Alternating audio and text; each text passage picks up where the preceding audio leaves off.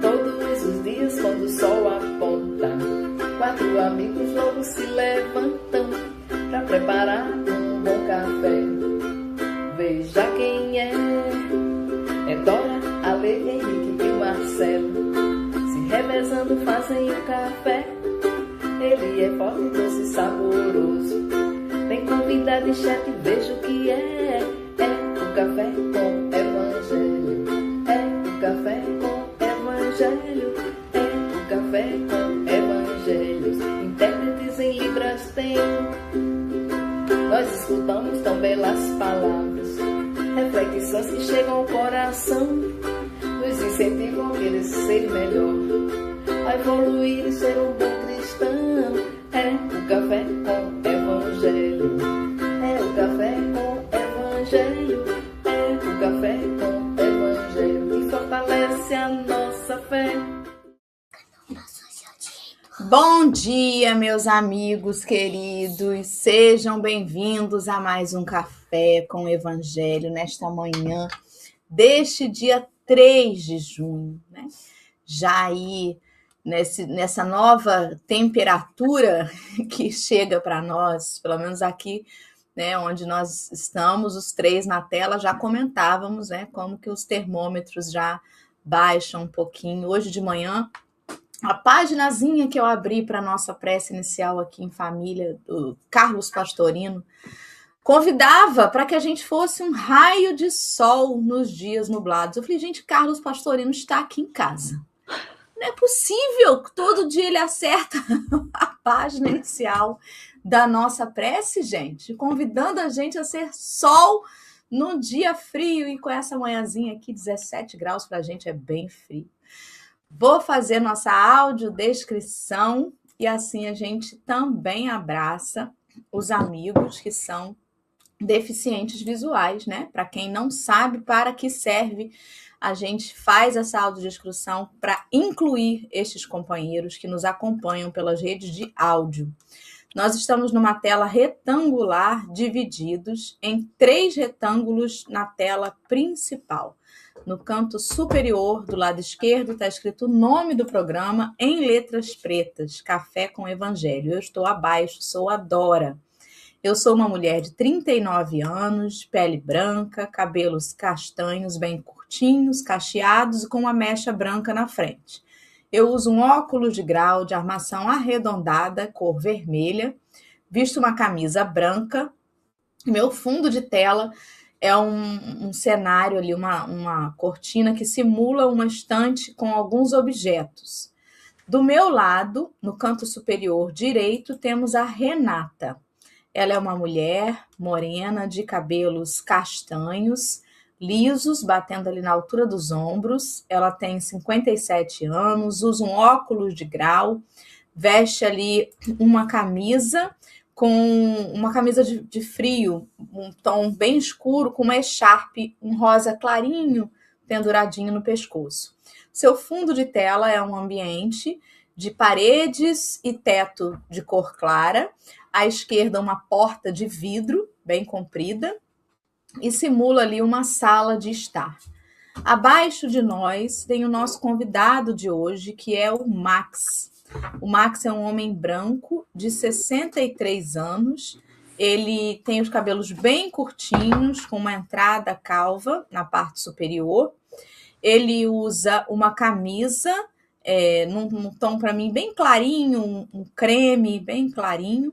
E o fundo da sua tela é uma parede branca com um quadro ao fundo, numa imagem que aparece parte da pintura que representa uma pessoa de cabelos longos e bigodes e barba ralinha, assim. É uma pintura mediúnica. Abaixo de nós, à esquerda, nós temos o chat comentando, né? E os comentários vão sendo publicados aí na tela. À direita, no cantinho inferior direito, nós temos Kardec e Jesus de mãos dadas, também fazendo parte do nosso layout. Fim da audiodescrição. Muito bom dia. Eu cometi uma gafe, Renata. Eu falei que é uma pintura mediúnica porque eu sabia antes de falar. Tive aqui essa intuição. Mas na audiodescrição a gente fala o que vê, né? Não está dizendo em lugar nenhum que é uma pintura mediúnica. Eu é que sabia e por isso informei. Na hora que eu falei, Renata estava olhando assim para baixo, olhou rapidinho assim para cima. E a gente fala com o corpo, né? Eu falei, Renata também se espantou. Onde que ela viu isso? Bom dia, amiga. Seja bem-vinda. Bom dia, querida Dora. Bom dia, Max. Bom dia a todos que estão em casa. Nós estamos aqui com 13 graus.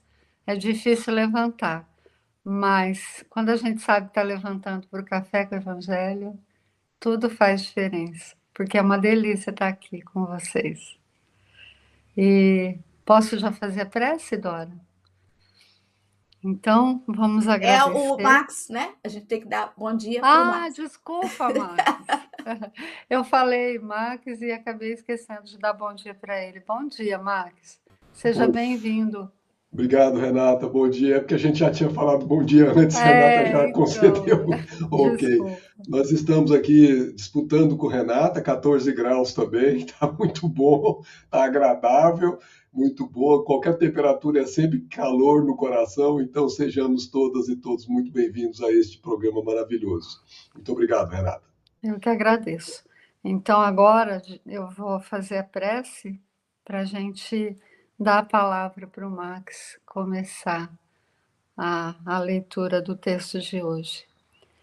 Senhor Deus, nosso Pai de amor e misericórdia, infinita bondade, nós iniciamos esse momento mais um café com o Evangelho, com o coração cheio de gratidão.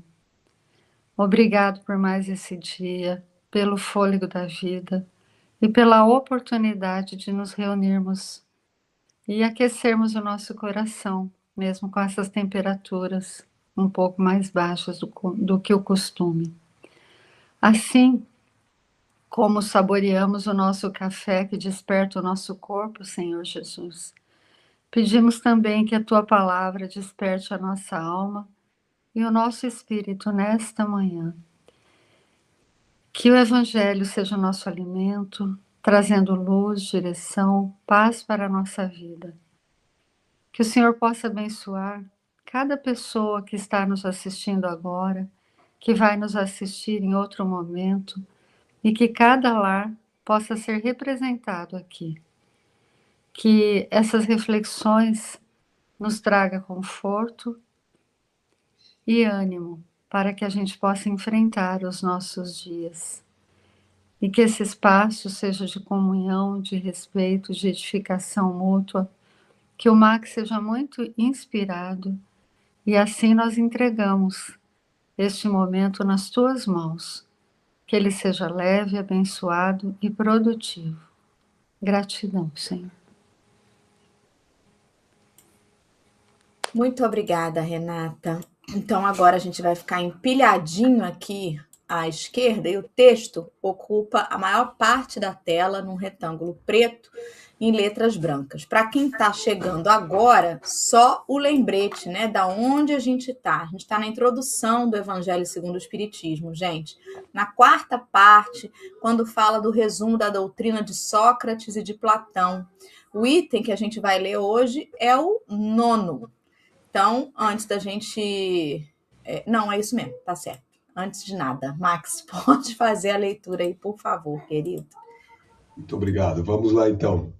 Se a morte fosse a dissolução completa do homem, muitos ganhariam com a morte os maus, pois se veriam livres ao mesmo tempo do corpo, da alma e dos vícios. Aquele que guarnecer a alma, não de ornatos estranhos, mas com os que uses são próprios, só esse poderá aguardar tranquilamente a hora da sua partida para o outro mundo. Equivale isso a dizer que o materialismo, com o proclamar para depois da morte o nada, anula toda a responsabilidade moral ulterior, sendo, conseguintemente, um incentivo para o mal, que o mal tem tudo a ganhar do nada. Somente o homem que se despojou dos vícios e se enriqueceu de virtudes pode esperar com tranquilidade o despertar na outra vida. Por meio de exemplos que todos os dias nos apresenta, o Espiritismo mostra quão penoso é para o mal o passar desta a outra vida, a entrada na vida futura. Isso está em O Céu e o Inferno, na segunda parte, capítulo 1. Fica à vontade, amigo, para as suas considerações iniciais aí. Então, se tem um ponto que, assim, para mim pessoalmente, é divisor de águas na doutrina espírita, é deixar claro, de maneira lógica, racional, que não existe morte, que você prossegue quando deixa esse corpo e continua sendo quem estava sendo aqui, chegando do lado de lá. Então, tudo que você fizer, tudo que eu fizer, tudo que nós fizermos aqui, terá reflexo no lá. E esses são movimentos que nós chamamos de aquisições do espírito. Cada experiência que nós vemos aqui na Terra são construções arquétipas que nós vamos armazenando no nosso eu profundo. E isso vai dando a caracterização da nossa personalidade, das nossas características marcantes. Portanto, se vivermos bem aqui, se nós conseguirmos trabalhar com o direcionamento recebido do Evangelho de Jesus, fazendo a vontade do Pai e não a nossa, nós estaremos aptos a entrar do lado de lá com a consciência em paz, recebidos por amigos, com sorrisos largos, amparados e, vamos dizer, festejados, como o festim de bodas que Jesus alude num outro patamar, é claro, mas da mesma forma, guardadas as proporções. A chegada do lado de lá, para quem trabalhou no bem do lado de cá, é uma alegria plena. Então tenhamos convicções certas, não tenhamos dúvida alguma de que vale a pena você fazer o bem no limite das suas forças, porque tudo que você fizer repercutirá sobre você mesmo no momento aprazado. E não só isso, sabemos que quando estamos do lado de lá, também temos que voltar para o lado de cá em determinado momento. E voltaremos para o lado de cá com planejamentos. Nunca voltamos para o lado de cá ao Deus dará, como se diz na linguagem popular. Nós teremos um plano, um planejamento em que nós iremos sermos convidados, quando aqui estivermos, quando aqui aportarmos, a seguir esse planejamento, que resume na necessidade do espírito que ele tem que fazer. Então é óbvio que tanto lá como cá, nós estaremos sempre repercutindo nós mesmos no meio onde estivermos. É isso. É interessante que toda vez que eu vou falar nas casas espíritas ou em alguma reunião, parece que nós somos sempre redundantes, né? Porque todas as questões, elas nos levam a essa preocupação com a herança nossa, né, que a gente carrega. E esse trecho, Kardec novamente nos lembrando que a morte não é o fim, mas uma continuidade. Será que se a gente desencarnasse hoje, o que será que a gente estaria levando na nossa bagagem? Será que nós teríamos essa leveza ou uma dificuldade com a vida futura, com aquilo que a gente está construindo? Então, esse texto, novamente, é um puxão de orelha para que a gente tome cuidado com o que nós estamos acumulando aqui.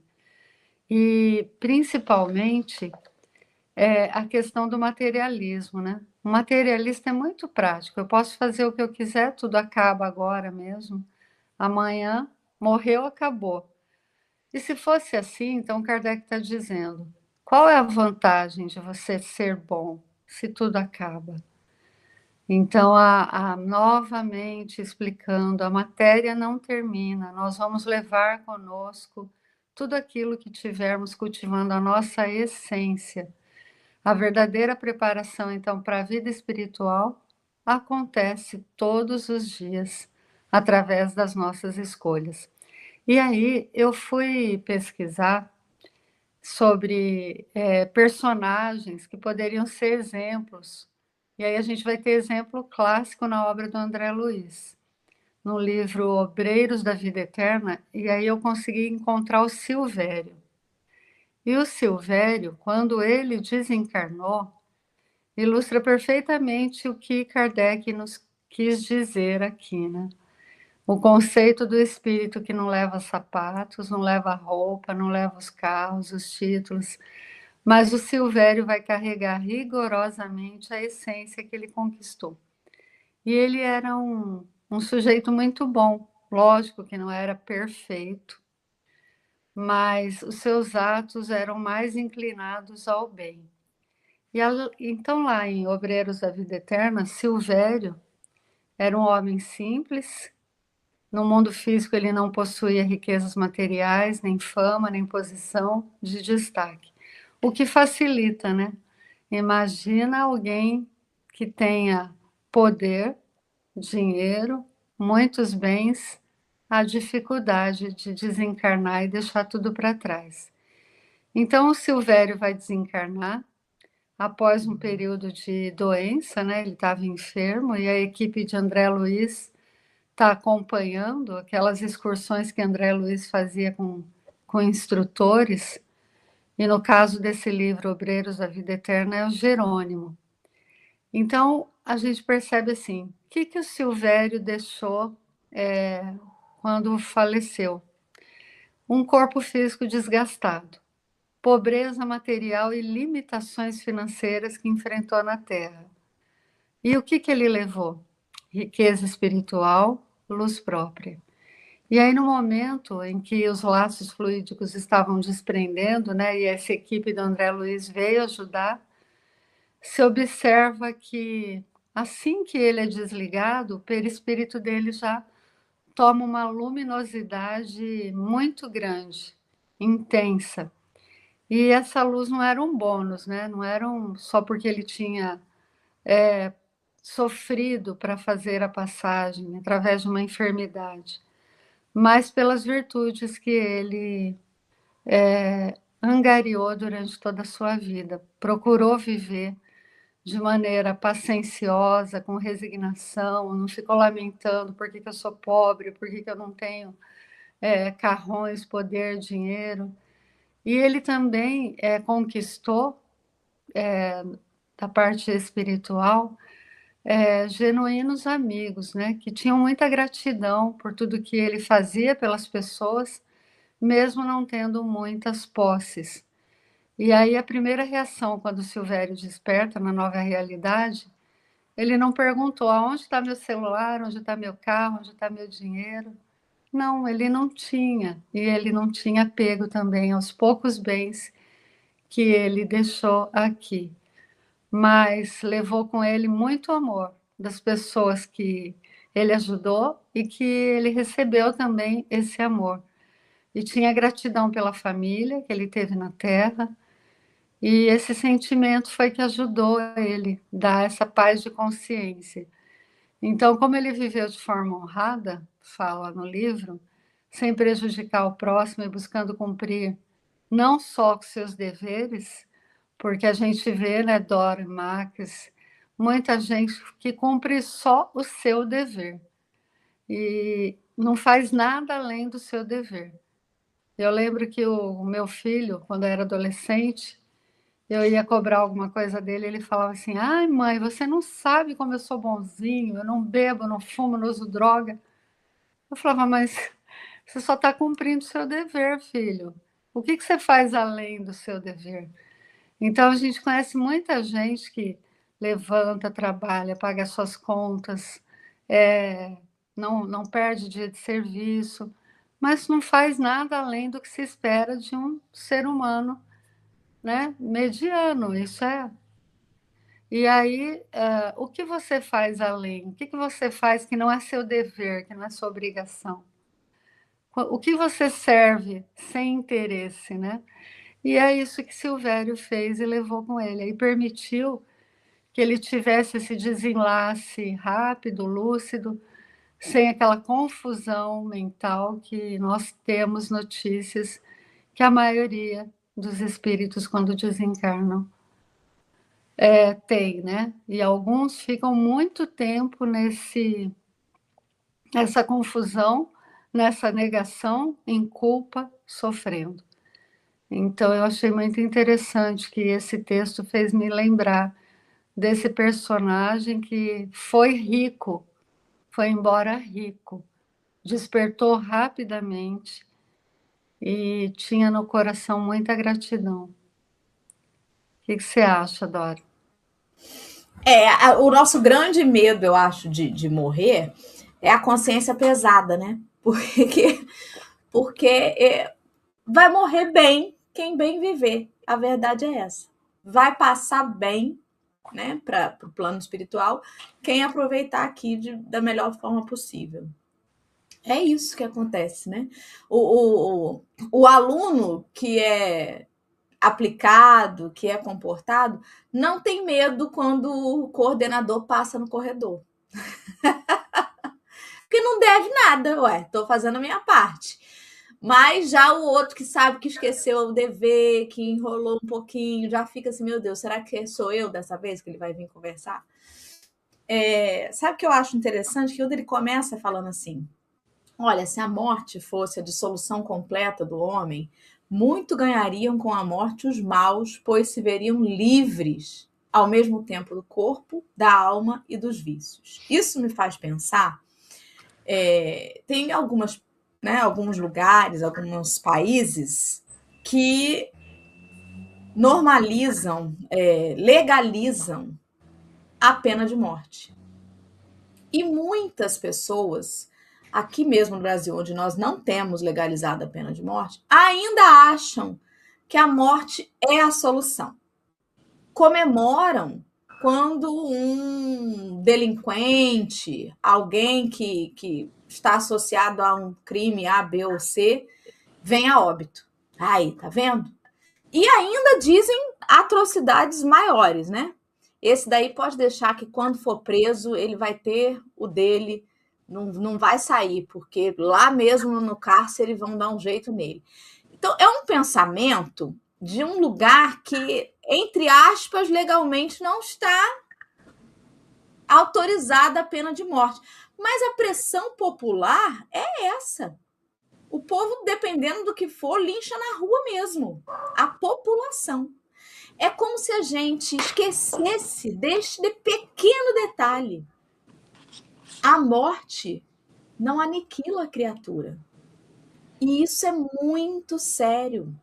Aquele que gostaria de ver o seu adversário morto não faz ideia do quanto estaria ainda mais próximo dele. Porque o ódio que continuariam nutrindo um pelo outro, o desprezo, ainda seria um fio condutor das ligações. A gente esquece que tudo liga, tudo. Essa semana eu estava ouvindo um relato que, a princípio, era até um relato cômico, de um enterro. Isso é história, vida real mesmo, verídica, né? Não é conto, não, é verdade. Estava tendo um enterro, eu ouvi isso no podcast do Não Inviabilize. E aí, o nome do defunto, né, do que tinha morrido, era Carlos. E a viúva estava lá, sentada, os 2 filhos adultos, a família e tal. De repente, entra uma mulher carregando uma criança e começa a falar num portunhol, Carlito, mi amore, Carlito. E aí a mulher fala, como assim? Meu amor, o quê? Que história é essa? Aí ela começa, mi amore, por que me deixou? Aí começaram a entender a mulher dizendo que era amante do Carlos e que estava muito mal e que não sei o quê. Nisso a viúva levanta, uma fera. No jazigo da minha família não vai enterrar esse homem, esse danado desse homem. Eu não acredito que uma hora dessa, a vida inteira, mais de 20 anos de casamento, que eu descobri isso agora. E foi uma confusão danada. Até que a suposta amante chegou perto do caixão e falou assim, mas peraí, esse aqui não é o Carlito. E saiu gritando, procurando o Carlito. E tinha no mesmo lugar, numa capela ao lado, um outro Carlos que estava sendo enterrado. Mas aí ela já tinha feito uma confusão danada com a família do Carlos errado. A viúva já tinha ficado louca. Fato é que, passado ali o enterro, a viúva entrou num processo de obsessão muito severo, porque o outro Carlos, o Carlito, ele era um espírito que tinha sido assassinado. O espírito, né? O homem Carlito tinha sido assassinado. E ele estava num padrão vibratório de muita raiva, de muito ódio. Ela, quando achou que tinha sido traída pelo marido, sintonizou com a vibração do morto da capela do lado. Olha que loucura, hein? E ele acompanhou ela. E isso tudo foi desenrolado com tratamentos espirituais e tudo mais. Olha só, não tinha nada a ver uma coisa com a outra, foi uma confusão. Mas no momento em que ela deu um surto de raiva, de ódio, ela sintonizou com aquele espírito. Então a gente tem que pensar muito bem nisso, porque a morte, gente, não soluciona problema de nada. De nada. Ai, queria que fulano sumisse. Esse que queria que fulano sumisse, você está desejando que fulano desencarne. Só que toma muito cuidado, porque se você desejar isso, talvez ele venha parar dentro da sua casa. Tamanha a sua sintonia. Porque quando a gente quer o mal, a gente ainda assim quer algo para o outro. E no querer algo para o outro, a gente se liga a ele, né? Então, a ideia do materialismo, de que tudo acaba com a morte, ela é uma ideia que diminui completamente a razão pela qual a gente estaria aqui, né? Tipo, para que tudo isso? Mas mais do que isso, né? Ela esquece da seriedade que é ceifar a vida de alguém ou desejar que alguém parta para o outro plano, porque não acaba quando termina, entre aspas, né? Como dizem. O que você acha disso, Max? Então, esse é o ponto, né? Se a gente for observar, não é necessário utilizar recursos da religião para chegar a essa conclusão a que nós estamos aqui abordando, né? Basta você observar os resultados atuais. Se todas as pessoas que fizessem o mal fossem, depois da morte, suprimidas e não mais existissem, nós não teríamos explicações por que tantas pessoas entram na vida com tantos impedimentos, com tantas dificuldades, com tantas obstruções, com tantos problemas. Em outras palavras, em processos de expiações severas. Se observarmos que Deus é justo e bom, que Deus é misericordioso, se tudo ocorre sob a sua vontade, sob a sua permissão, nenhuma folha cai, como disse Jesus, sem que ele permita, nada disso que está acontecendo é fruto do acaso. Se há pessoas que nascem em berços de ouro e outras que nascem na pior das condições humanas que se possa imaginar, há razões subjacentes que vão explicar isso. O que é a doutrina espírita, que é uma doutrina racional? Tanto é que a fé que se constrói quando se chega na doutrina espírita, a primeira fé chama-se fé raciocinada. Eu não digo mais eu creio, eu digo eu sei. E entre crer e saber tem uma diferença muito grande. Quem crê pode descrer. Quem sabe jamais deixa de saber. É uma aquisição, um tesouro que a traça não corrói, que o ladrão não mina nem rouba. Então, uma vez que você sabe, você adquire uma coisa chamada convicção. É como 2 mais 2 só 4. Você não vai discutir isso com ninguém. Se você pegar 2 pessoas discutindo isso, ou são pessoas que precisam ser internadas, ou estão brincando, porque não tem nenhuma razão para uma discussão dessa, que seria uma discussão inócua.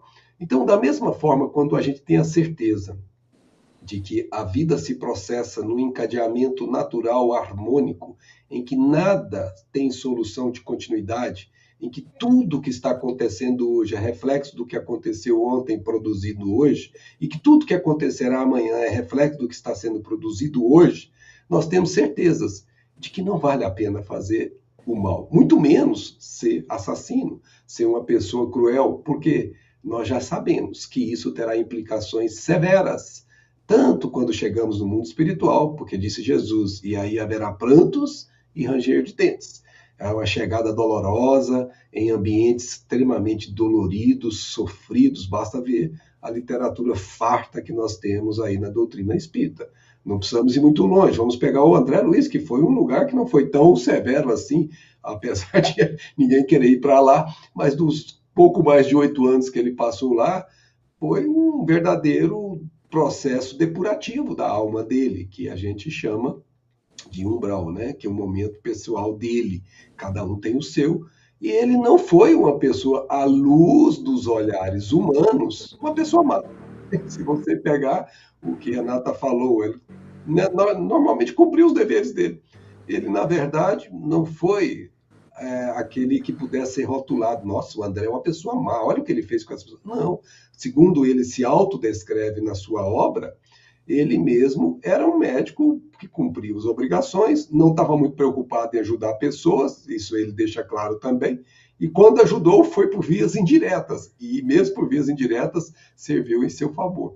Então você percebe que ele cumpriu, vamos dizer assim, a tabela do que se chama dai a César o que é de César. Ele cumpriu o que a sociedade esperava dele.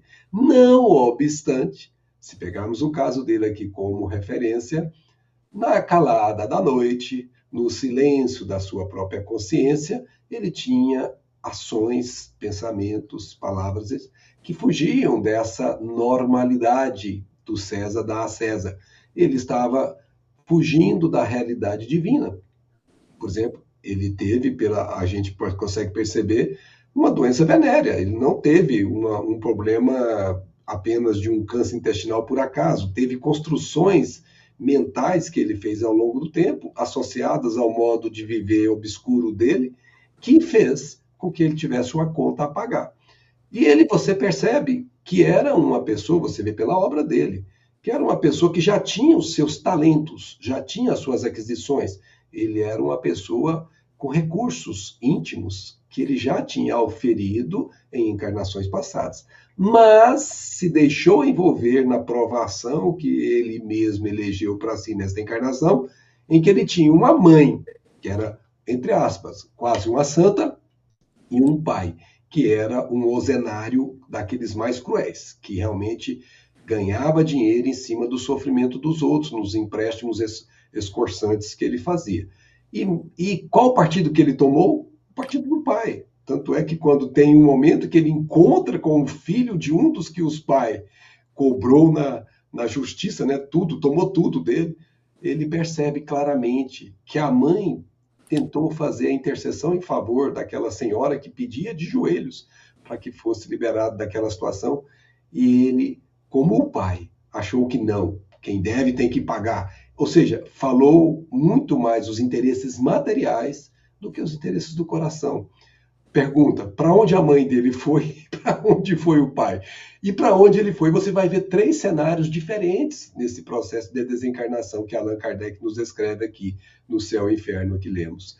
A mãe foi para um plano muito mais alto, que o André Luiz, para ter acesso, só pôde ir pelo sonho, num desdobramento incomum, que a gente não conhece no mundo espiritual.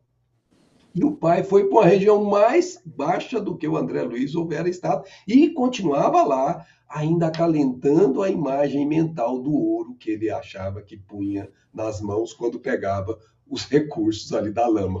Então você percebe que são 3 almas que viveram no mesmo ambiente, tiveram os mesmos contatos e tiveram 3 destinos diferentes no mundo espiritual. Ora, cada um acalentou os seus interesses mais, vamos dizer assim, mais vinculados ao que ele elegeu para si intimamente. Não tinha ninguém cobrando para você seguir a mãe, seguir o pai ou seguir a si mesmo. Ele simplesmente deixou-se levar. E esse deixou-se levar é perigoso, porque todos nós trazemos bagagens que essas bagagens compõem-se de coisas boas que já conseguimos adquirir ao longo das sucessivas reencarnações, mas também de coisas que nós precisamos melhorar, coisas que estão em desacordo, em destoar com a consciência cósmica. E isso é facilmente percebido porque a consciência cósmica vibra em nós através da nossa própria consciência, que, como disseram os espíritos, é onde está escrita a lei de Deus. Então não há quem não possa, no momento de raciocínio, eu não estou falando de religião, de raciocínio, dar-se conta de que está em desarmonia com alguma coisa. Ele pode não esclarecer exatamente o que é, mas intimamente. Intimamente, é o mundo íntimo. Como disse Jesus, entra no teu quarto e em teu quarto você irá ver-se com Deus. Porque Deus veio que está em secreto. Em seu mundo íntimo, não estava bem.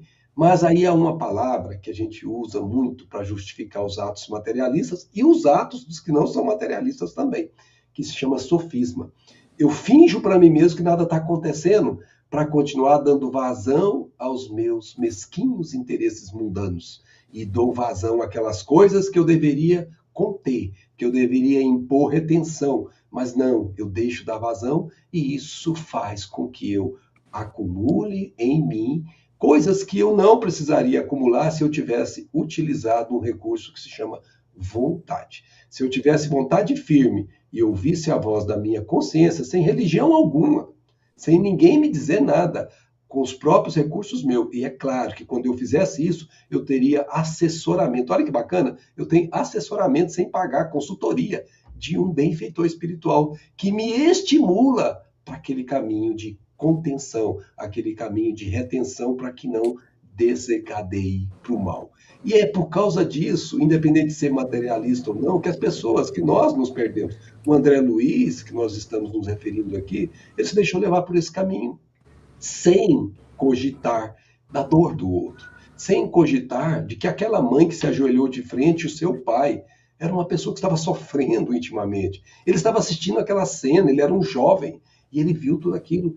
E pode ter se sensibilizado, mas aí a razão, embrutecida, insensível, calou o coração, que provavelmente vibrou nele, mas ele não deu vazão ao coração, deu vazão à razão, numa lógica materialista. E nessa lógica materialista, ele se perdeu junto com o pai, enquanto o pai tenha se perdido muito mais. Então, trata-se, em outras palavras, de decisões íntimas da criatura. Não é questão de ser religioso. Ah, eu sou espírita, eu tenho mais oportunidade. Ah, eu sou católico. Ah, eu não tenho religião nenhuma, mas eu sou uma pessoa que vive de acordo com a lei. Não, eu tenho que ter intimamente a minha consciência em paz. Esse é o bem mais caro que eu já, no meu viver de quase 64 anos, a coisa mais cara para mim chama-se consciência em paz. É você colocar a cabeça no travesseiro e ter a certeza de que você fez tudo o que estava no limite das suas forças de fazer para que você fosse um homem de bem. E se você percebeu que não fez, como ensina Santo Agostinho, você volta no dia seguinte e corrige. Isso é consciência em paz. Saber que nós estamos buscando o direcionamento para Deus. Então não importa se eu acredito em vida após a morte, não importa se eu sou materialista, não importa se eu sou religioso, não importa. Importa que em mim, intimamente, é onde vibra Deus, porque Paulo diz que nele nos vivemos e nos equilibramos. Que é onde eu não em Deus, eu estou em paz comigo, porque eu estou em paz com a consciência cósmica. Então é uma questão íntima, que cada um medite sobre si mesmo e verifique se está fazendo a vontade do Pai, porque sem nenhuma leitura, sem nenhuma orientação, a vontade do Pai está clara dentro de nós.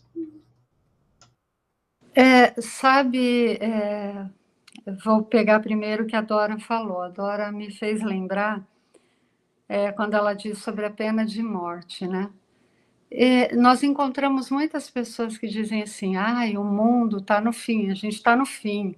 As coisas que estão acontecendo, né? Principalmente algumas pessoas com mais idade, elas gostam de profetizar o fim do mundo. E aí a Dora falou da pena de morte, eu lembrei que não faz tanto tempo assim. Em 1876, aqui em São Paulo, na Praça da Sé, as pessoas eram julgadas e levadas até um largo pertinho, que depois passou a ser chamado Praça da Liberdade, onde as pessoas eram enforcadas, porque o Estado cumpria a pena de morte. E a sociedade, né, ela se trocava, se arrumava toda bonitinha para ir lá ver os enforcamentos. E a praça ganhou o nome de Liberdade, que na verdade era o Largo da Forca, né? Depois que um soldado, que era um negro, né, que era um soldado ex-escravo, Tentaram várias vezes enforcá-lo e a corda arrebentava, mas aí ele acabou sendo, né? Repetidas vezes a corda rompeu. Mesmo assim, ele foi enforcado, eles não desistiram.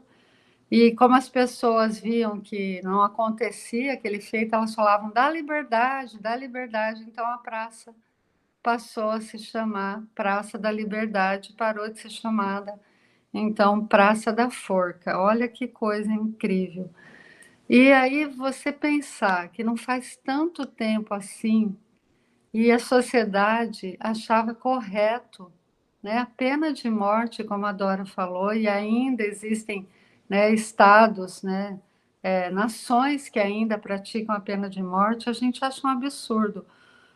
E mesmo assim, a nossa não praticando, mas como a Dora disse, colocou lá naquele lugar, lá, está encarcerado, tem a lei, né, do cárcere, com certeza eles vão matar, vai morrer. Então, ainda existem pessoas que se dizem cristãs com esse tipo de sentimento. E aí o Max, na fala dele, ele foi falando, eu anotei aqui, aprendi mais uma, né? Crer, a gente pode descrer, mas quando a gente sabe, ninguém tira mais da gente. Não tem como dessaber, né?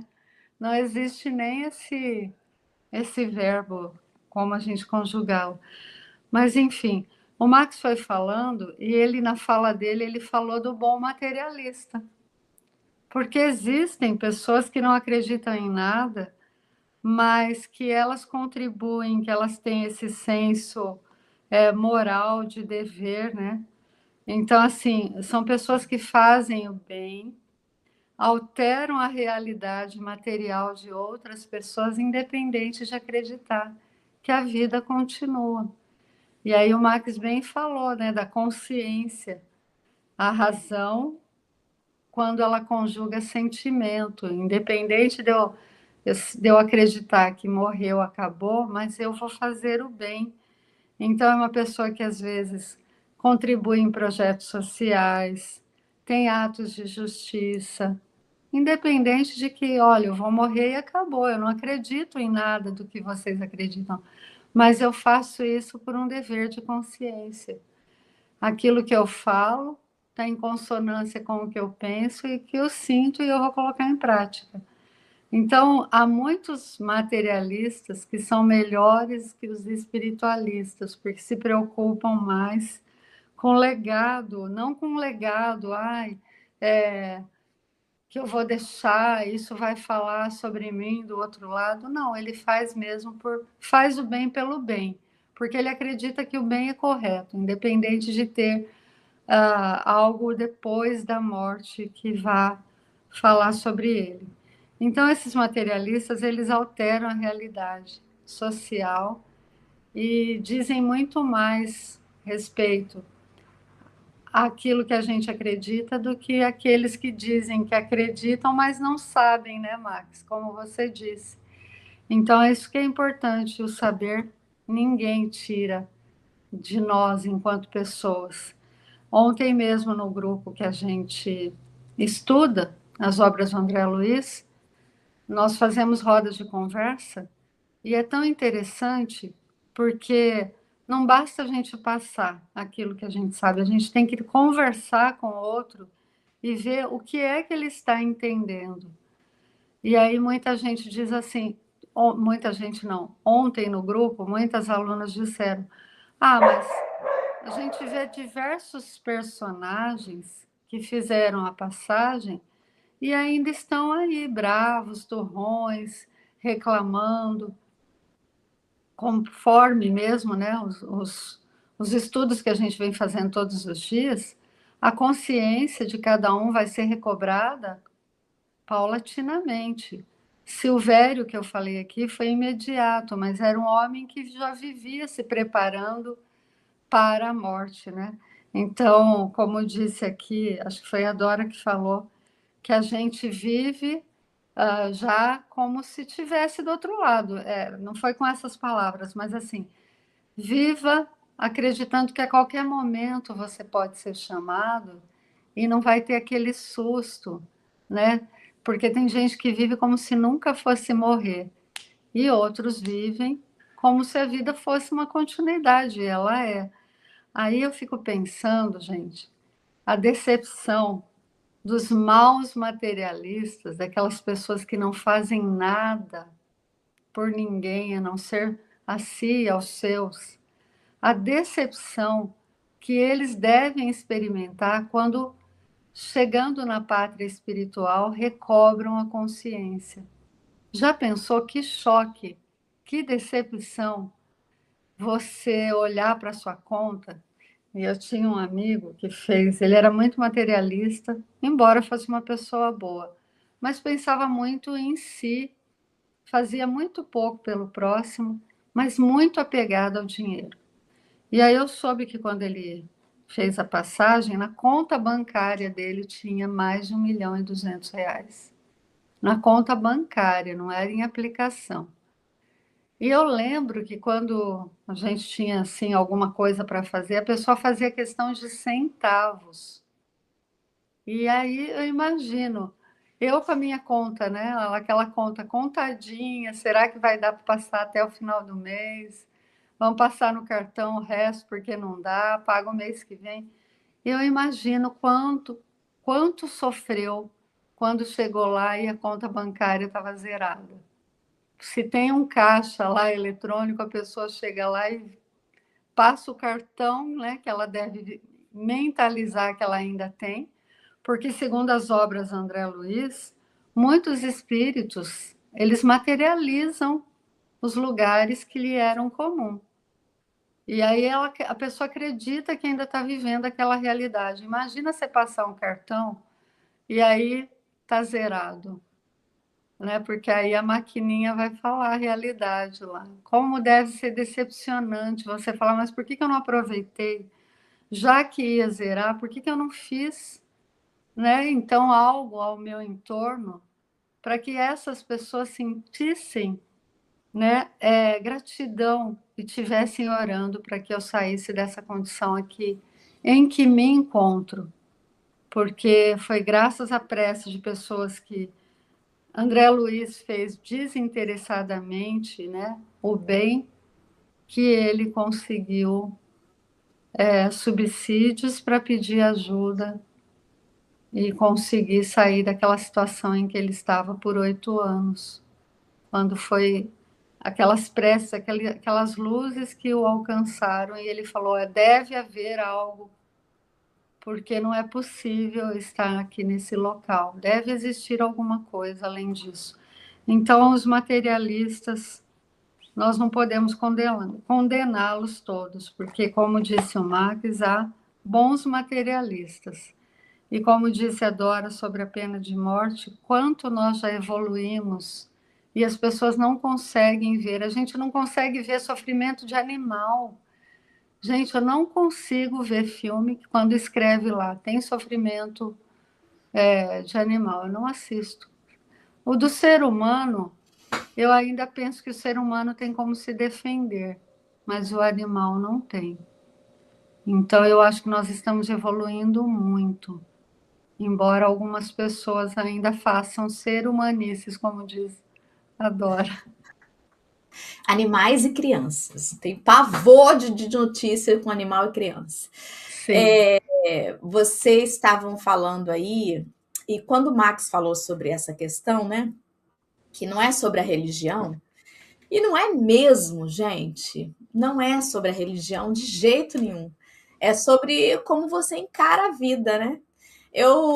Assim que Marx começou a falar sobre isso, eu lembrei da parábola moderna que está no livro Lázaro Redivivo. A parábola moderna faz uma analogia com a do bom samaritano, né? Perdão, bom samaritano. E Humberto de Campos, ele conta muito en passant, eu vou falar aqui. A história de um espírita que estava andando, né, na rua e viu uma reunião de uns companheiros de uma outra agremiação religiosa, né? E fazendo uma atividade na rua. E aí ele olhou e fez 1, 2, 3 julgamentos e falou assim: eu não vou ficar aqui, porque isso não é espiritismo. Tem nada a ver com o que eu comungo. Mas era uma ação benemérita. Logo atrás dele vinha um materialista. Aí o pessoal tava lá fazendo a ação, o materialista olhou e falou assim: ai, para não encher meu saco, eu vou dar aqui uma ajuda, uma quantiazinha aqui e vou continuar o caminho. E seguiu. E depois, mais para frente, ele passou em frente, sei lá, uma igreja, estava tendo um almoço beneficente, alguma coisa assim. Aí ele, que absurdo, cheio de imagens, não sei o que. Isso não é espiritismo. E saiu. E o materialista, né, o ateu, passou e falou assim: quer saber de uma coisa? Bem que eu tô com fome mesmo, acho que eu vou entrar aí, vou comer alguma coisa e vou, né?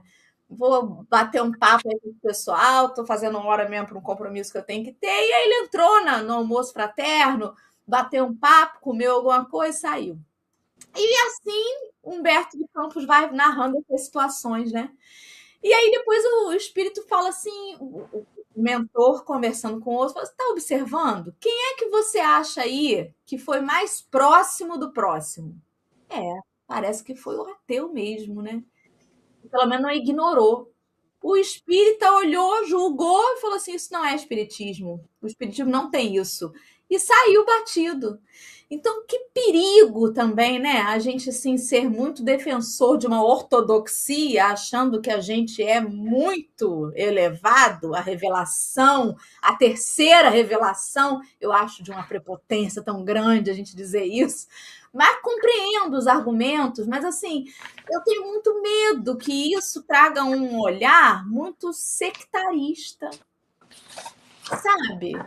Eu não consigo entender, por exemplo, e aí vai uma crítica, determinados congressos.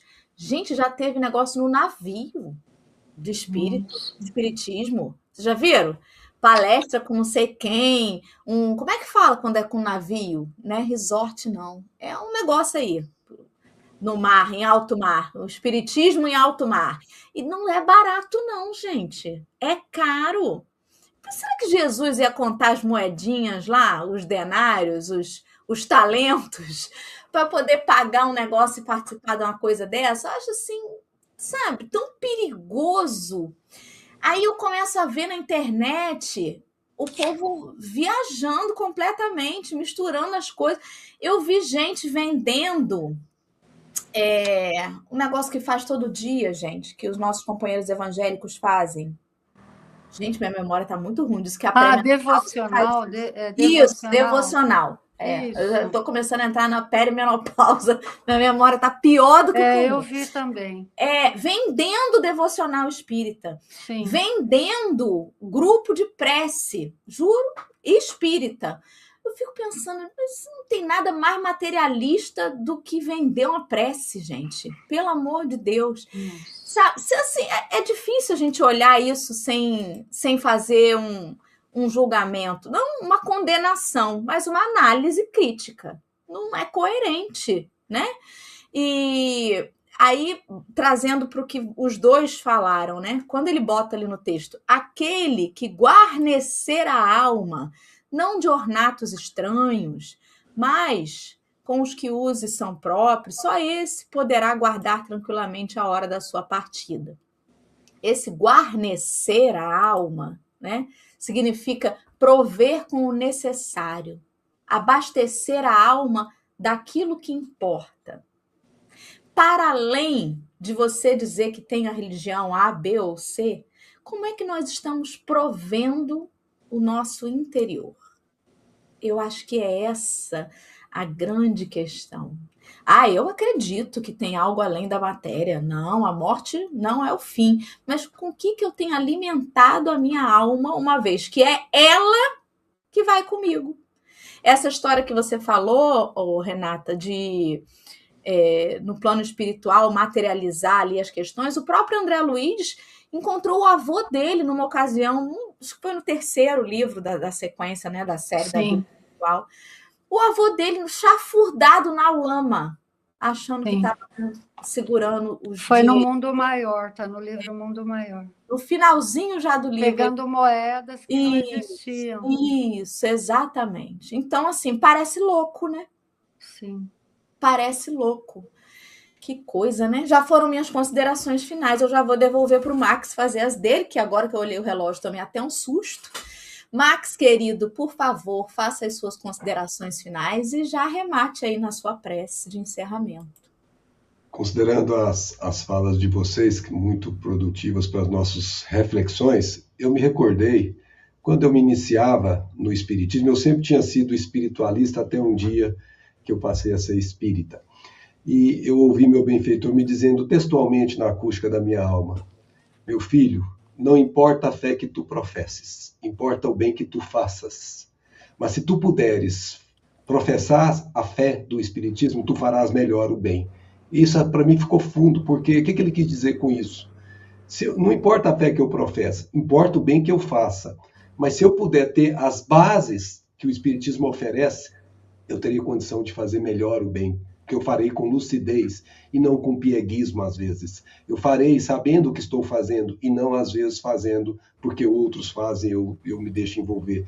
É na verdade um movimento íntimo de cada um de nós, mas o espiritismo é o roteiro seguro para que o evangelho seja seguido tal como Jesus nos convidou a fazê-lo. Então, não se trata de viver do corpo como se o corpo não existisse ou das coisas materiais como se elas não existissem. Elas existem. Elas são parte de você. Certa vez um espírito amigo falou assim: viva, preparando o seu corpo para viver 1000 anos, sem idolatria, por favor, preparando, vivendo bem, dormindo bem, comendo adequadamente, mas prepara a sua alma para o próximo minuto ser desencarnada. Então é assim que a gente tem que viver. O corpo físico, a matéria é meio. O fim é preparar a alma para o que ela será. Então convidamos as amigas e os amigos a se despedirem conosco numa prece, para que alegremos os nossos corações em Jesus. Pai de infinita glória, Pai de suprema bondade, de supremo amor, Pai que nunca nos abandonou, que cuida de nós, desde o momento que fomos criados simples e ignorantes, e continuará cuidando de nós até o momento que nos tornarmos seres da angelitude. Mestre Senhor Jesus, aquele que o Pai nos enviou para servir de guia e modelo, que viveu entre nós, ensinando-nos como também temos que fazê-lo. Muito obrigado, Mestre, pela luz do teu Evangelho que nos dá clareza aos caminhos que temos que percorrer.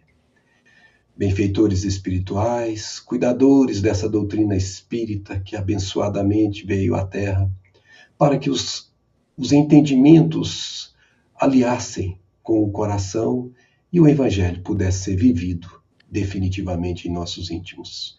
Que sejamos, então, benfeitores, seguidores de nosso Pai, de nosso Mestre Jesus, que sejamos cumpridores da lei, a lei divina, que percute em nossos corações diuturnamente. Fica conosco, Pai, fica conosco, Senhor Jesus, fiquem conosco, benfeitores. Que assim seja. Que assim seja.